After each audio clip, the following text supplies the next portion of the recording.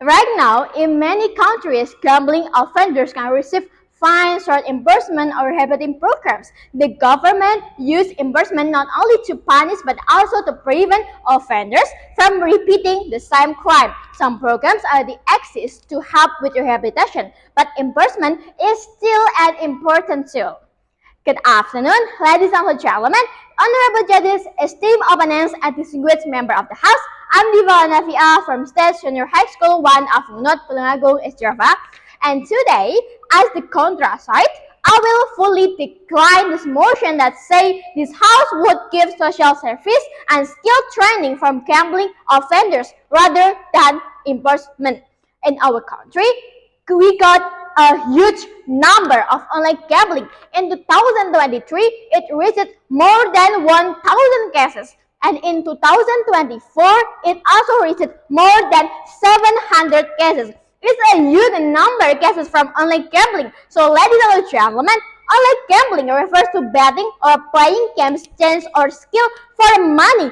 And sadly, it can be accessed everywhere in every single room.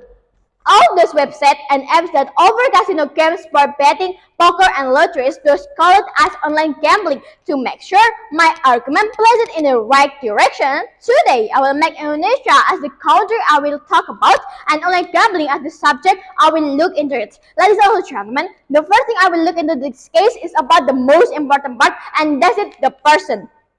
While in such a site, when gamblers don't face their jail time for their crimes, they are more likely to repeat their action, which can lead to a deeper addiction. A 2024 study by John Everett found that Indonesia has over 200,000 online slot players. That is the highest number in the world. Can you imagine that? And the consequences are so severe when gamblers run out of money and get into debt.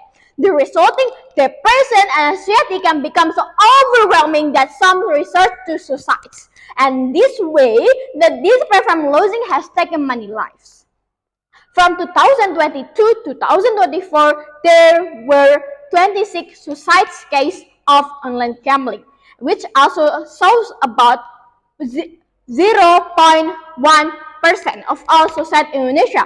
Even though it is a small number, but the social impact is so serious, especially for young people and mental health.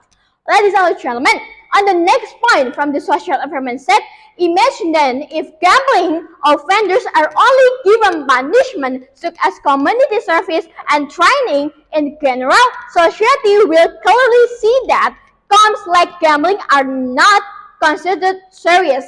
On second, society will clearly see that crimes like gambling are not considered serious.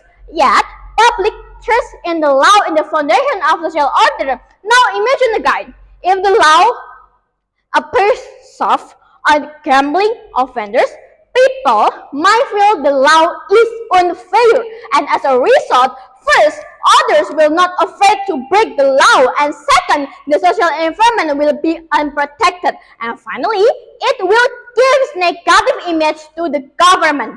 Ladies and gentlemen, meanwhile, in 2023 data, the number of online gambling offenders increased 300%. What a huge number it is. Our stance is clear and firm under Indonesian law, especially Article 303 of bis of the Criminal Code. The penalty for people who gamble is a maximum prison sentence of 4 years or fine of 10 million rupiah. This clearly shows that gambling is considered a serious crime that threatens not only individual morality but also social order. Ladies and gentlemen, gambling is not a light matter. It destroys trust, forces addiction, and threatens social order. If the law is soft, crime will spread and society will lose fight injustice. Strict enforcement is not only punishment but also a defense and protection. Therefore, to support justice, safeguard citizens, and maintain order, I firmly stand that gambling offenders must face imprisonment. So again, I completely decline this motion. Ladies and gentlemen, you only can choose one and it's not the pro side. I rest my case and thank you.